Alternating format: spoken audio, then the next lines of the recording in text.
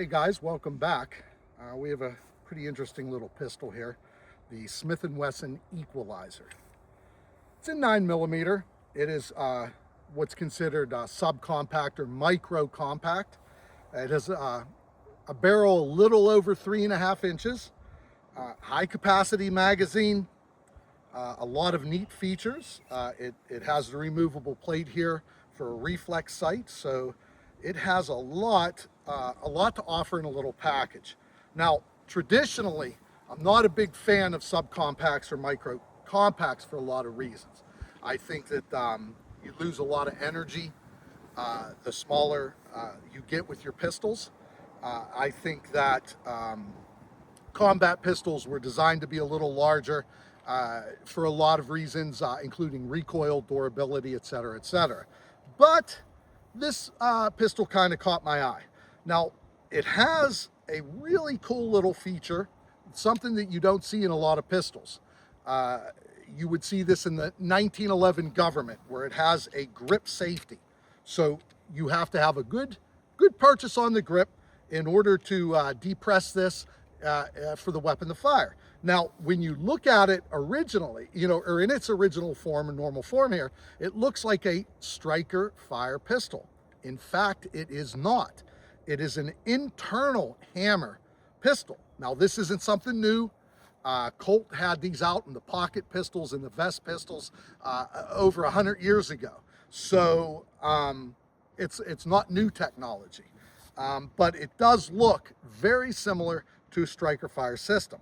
Now, as far as disassembly is concerned, it has a disassembly lever pretty much the same as most other pistols in this class. It is a John Browning tilting block pistol, so if you have a couple of these types of pistols, you're not going to have a hard time operating it. With that said, we're going to load this up. We're going to shoot a little bit. This isn't going to be a long video.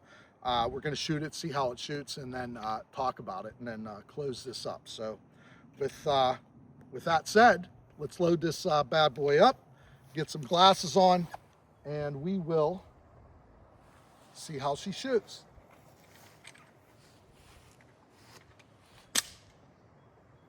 Okay, so magazine goes in the same way. Take the safety off.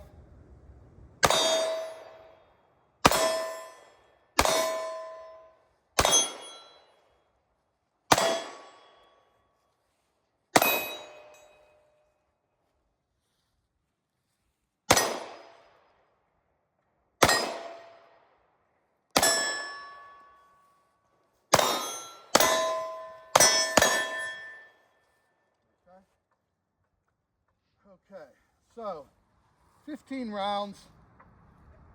It shoots pretty nice, little snappy because of the size, naturally, but the magazine has an extension which gives you a nice little extra purchase, so your hand completely engulfs the grip, and that's kind of nice. It's pretty accurate, pretty easy to use. It feels like a striker fire, classic Smith & Wesson quality. Not disappointed with it. Personally, I think that it just has a little too much. I think this safety and this safety is a little superfluous, one or the other as far as I'm concerned. But outside of that, I don't know. I mean, you're getting Smith & Wesson quality. If this is what you're into, personally, I would recommend a little bit larger handgun. But if this is something that you want, or it fits your lifestyle or your defense needs, I don't think that you'll be disappointed with it. I think that much of what Smith & Wesson offers gives you a lot of quality.